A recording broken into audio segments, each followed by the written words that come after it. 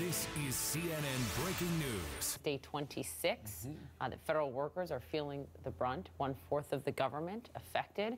And while there's still no movement to speak of here in Washington for a deal, the impact of almost 1 million missed paychecks is taking its toll across this country. The union representing air traffic controllers is among the parties suing for a lack of pay. A judge did deny all those requests to intervene for now, but did schedule further hearings. We'll see where that goes. We're joined now by Trish Gilbert. She's the Executive Vice President of National Air Traffic Controllers Association. Trish, if I could begin on the safety issue, because that is the one that my friends and family, and I'm sure many of our viewers, are most concerned now.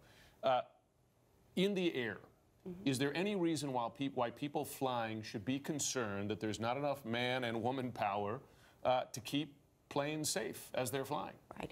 Well, you know, each day that this shutdown continues, the situation gets worse and worse.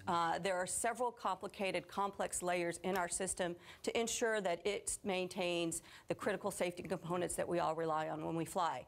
What we don't want to see is a catastrophic event occur, and for us to come to you and say, we told you that controllers are working longer hours. Now they don't have their support staff. They're going to work unpaid, so they're not sleeping at night. They're looking for other jobs. Maybe they're driving Uber before or after their shift. This is unacceptable. And we cannot come to this country and expect these people to continue to work without pay. How long can they do that? Quite alarming to raise the possibility of a catastrophic event. Are you saying that the effect of this shutdown, just in terms of folks not sleeping, not having, some people have been called back, but not all those workers have been called back. Are you saying that that is a reasonable, credible concern? I'm saying the system is disrupted, and the people need to be focused on the job that they're paid to do. Unfortunately, they're not getting paid to do it right now. They need 100% focus. They need not to be fatigued. They need not to be worried about whether they're going to have to sell their house, whether they're going to have to leave this profession altogether.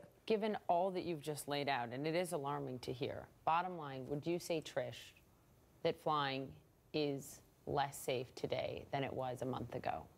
I would say it is less safe today than it was a month ago. Absolutely. We do not have the professionals on the job. We are working with bare bones crews. We have controllers there doing what they do very, very well, but how long can you expect them to do it without all of the systems behind them to keep the system safe and the planes in the air? It's not just the air carriers that we're working through the system. It's life flights with organs. It's packages with cargo flights. It's the military. All of this is very important to this country. It's an economic engine, the air traffic control system in this country. And right now, you're putting this incredible strain on the system, which is unacceptable and unreasonable. This is a horrible game of chicken that we're in the middle of. And we need to get out of it, and we need to get out of it today. Goodness. An air traffic controller tweeted his concerns specifically, this was last week, about maintenance of the communication systems. He was saying that because people aren't checking out these systems, he's having trouble communicating with pilots at times, which is a remarkable thing for an air traffic controller to say. Beyond security screening on the ground, where there's been a lot of focus, TSA, are you concerned about issues like that?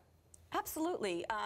We have a very robust voluntary reporting system, safety reporting system, where all of the workforce, when they're all there, they're not all there right now, are able to report safety concerns.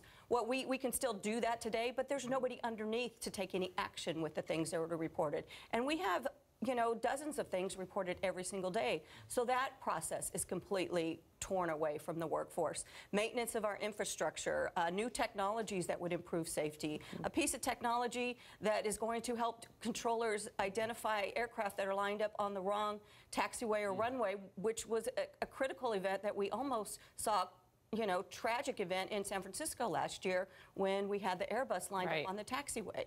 So all of those things are very concerning to us. Look, I think that you said it all. When you said flying is less safe now than it was a month ago, that is something every American and every member of Congress and in the White House should be thinking a lot about. Thank you. Good luck. And thanks to all the people you represent. Thank you very much. Doing their job unpaid.